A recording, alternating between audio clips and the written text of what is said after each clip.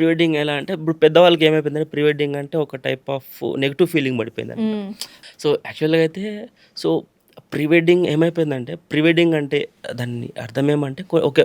పెళ్ళికి ముందు కొన్ని షూట్స్ తీసుకొనేసి ఆ మెమోరీస్ కొంచెం గుర్తులా కపుల్స్‌కి ఉండాల అనేది ఇంటెన్షన్ అనమాట. ఓకే. స్టార్టింగ్ ఇంటెన్షన్ అలా వచ్చింటుందని నేను అనుకోవడం అనమాట. సో, ఎందుకంటే పర్సనల్‌గా మేము ప్రీ వెడ్డింగ్ చేసుకున్నప్పుడు కూడా నేను ఇదే చెప్పాననమాట. ఓకే. ప్రీ వెడ్డింగ్ అంటే ఒక ఒక మనకేమన్నా ఒక మెమొరీ లాగా ఉండాలి. ఓకే. సో, ఏదో ఫోటో షూట్ అలా కాకుండా ఓకే.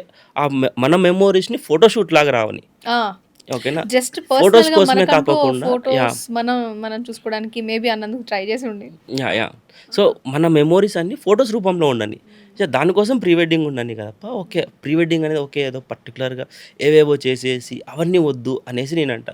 ఈవెన్ షూట్స్ కూడా ప్రీ వెడ్డింగ్ చాలా ట్రెడిషనల్ అభి గారు. ఒకవేళ ప్రీ వెడ్డింగ్ షూట్ ఏమైనా చేయాలన్నా ట్రెడిషనల్‌గా ఎవరైతే ఆలోచిస్తారో వాళ్ళకి కాన్సెప్చువల్ వైస్ కాన్సెప్ట్ నేను ఎక్కువ వాటికి ప్రిఫరెన్స్ ఇస్తాను. కాన్సెప్ట్ ఏదో నేనేమంటంటే మీ లైఫ్‌లో జరిగిండేదో ఉంటది.